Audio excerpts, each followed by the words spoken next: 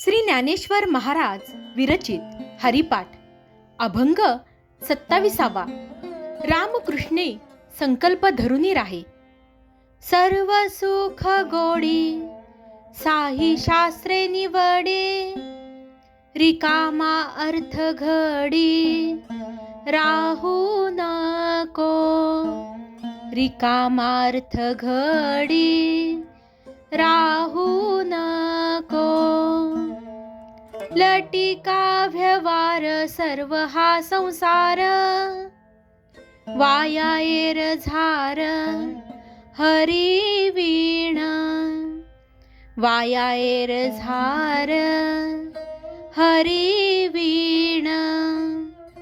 नाम मंत्र जप कोटी जाईल पाप, रामकृष्णी संकल्प धरुनी राहे। रामकृष्णी संकल्प धरुनी राहे। निज वृत्ती काढी सर्व माया तोडे, इंद्रियास वडी लपू नको। इंद्रियास वडी लपू नको। तीर्थवर्ती भाव धरी रे करुणा, शांती दया पाहुणा हरी करी। शांती दया पाहुणा हरी करी। ज्ञान देवा प्रमाण निवृत्ती देवी ज्ञान, समाधी संजीवन हरी पाठ। समाधी संजीवन हरी पाठ। भावार्थ, साही शास्त्रांनी निवड करून निर्णय केला की सर्व सुखाची गोडी हरिनामातच आहे, म्हणून त्या नामाशिवाय अर्धघटकाही राहू नकोस। हा सर्व संसार खोटा आहे। या संसारातील व्यर्थ ये जा हरी वाचून चुकणार नाही। नाममंत्राच्या जपाने अगणित पाप जाईल, म्हणून रामकृष्ण नामाचा दृढ निश्चय धरून राहा। संसारातून मनोवृत्ती काढून टाक, सर्व माया ममता तोडून टाक। इंद्रियांच्या अधीन होऊन आत्मस्वरूपाला विसरू नकोस। करुणा, शांती, दया यांचा आश्रय करून श्रीहरीला आपला पाहुणा कर। श्री ज्ञानदेव म्हणतात, श्री निवृत्ती देवांनी मला दिलेले नामस्मरणाचे ज्ञानच मला प्रमाण आहे। त्या योगेच मला संजीवन समाधी प्राप्त झाली। विवरण: मनुष्याचे मन नेहमी सुखाची इच्छा करीत असते आणि ते सुख मिळवण्यासाठी ते नेहमी बाहेरील विषयांकडे इंद्रियांच्या द्वारा धावत असते। पण जगात असा कोणताही विषय नाही की जो कायम व पूर्ण सुख देऊ शकेल। डोळ्यांना आता सुंदर दिसणारी वस्तू काही काळाने तशीच सुंदर दिसेल याची खात्री नसते। शिवाय सुंदर वस्तू शोधणाऱ्या डोळ्यांना कुरूप वस्तूही पाहाव्या लागतात। काही वेळा बाहेरील वस्तूंचा बरे वाईटपणा मनाच्या स्थितीवर अवलंबून असतो। एक सुभाषितकार म्हणतो, चित्ते प्रसन्ने भुवनम प्रसन्नम, चित्ते विषण्णे भुवनम विषण्णम। मन प्रसन्न असेल तर जग सुंदर वाटते, मन खिन्न असेल तर जग कुरूप वाटते। म्हणून बाह्य पदार्थांपासून कधीही सर्व सुख किंवा परिपूर्ण सुख मिळू शकत नाही, असा निर्णय सर्व शास्त्रांनी घेतलेला असून ही सर्व सुखाची सर्वदा गोडी एका हरिनामातच मिळते, असे त्यांनी सांगितले आहे।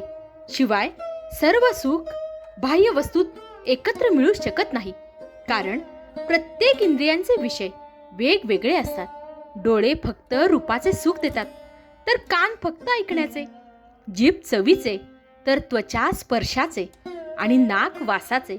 ही सर्व सुखे एकाच वेळी एकत्रित उपभोगणे मनाला शक्य होत नाही। म्हणूनही विषयांच्या साह्याने सर्व सुखे प्राप्त करणे अशक्य आहे। पण भगवन नामाचे तसे नाही। सर्व इंद्रियांच्या द्वारा मनाला मिळवणारे सर्व आनंद एक भगवन नामस्मरण देऊ शकते। हा साऱ्या संतांचा अनुभव आहे। श्री माऊली म्हणतात, सर्व सुखाचे आगर बाप रखुमा देवीवर, शिवाय विषयांपासून मिळणारे सुख तात्पुरते असून पुन्हा पुन्हा ते घेण्याची इच्छा उत्पन्न होते. पण श्रीहरिनामापासून मिळणाऱ्या सुखाने मनाला पुन्हा सुख भोगण्याची इच्छा उरतच नाही. ते पूर्ण शांत होऊन जाते. हे ब्रह्मदेवा, भगवंताच्या सगुण मूर्तीचे ठिकाणी आम्ही सर्व ब्रह्मांडातील सौंदर्य एकवटलेले पाहत होतो. असे हे परिपूर्ण सुख एका भगवंताच्या नामस्मरणाने मिळत असल्याने श्रीहरिनामा वाचून एक क्षणही रिकामा राहू नकोस, असे माऊली सांगतात. हा सर्व संसार, हा सारा व्यवहार लटिका म्हणजे खोटा आहे. तो दोन अर्थांनी खोटा आहे.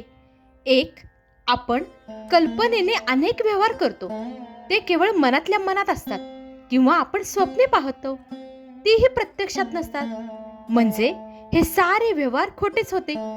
एखादा जादूगार जादूने कितीतरी पदार्थ समोर तयार करून दाखवतो, पण ते खोटेच असतात.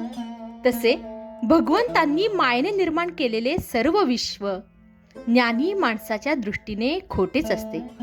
स्वप्न पाहणाऱ्या माणसाला स्वप्न खरे वाटते, असे मायाग्रस्त अज्ञानी माणसाला विश्व खरे वाटते. माणूस जागा झाला की स्वप्न खोटे होते हे त्याला कळते. तसे आत्मज्ञान झाले की माणसाला सारा संसार खोटा आहे हे कळते. म्हणून संसार लटिका म्हणायचा. भक्ताला सर्व विश्व भगवत स्वरूप वाटते. भगवंतच या प्रपंच रूपाने नटले आहेत अशी त्याची दृढ भावना असते. त्यामुळे मी, तू, तो या प्रकारचे द्वैत किंवा बरे वाईट, थंड, ऊन, सुख, दुःख यांसारखे द्वैत असणारा सर्व व्यवहार किंवा संसार त्याला खोटा वाटतो. म्हणजेच सर्वत्र भगवंत दिसत नसतील तर प्रपंच खोटा आहे. भगवत स्वरूपात हे सर्व सत्य आहे.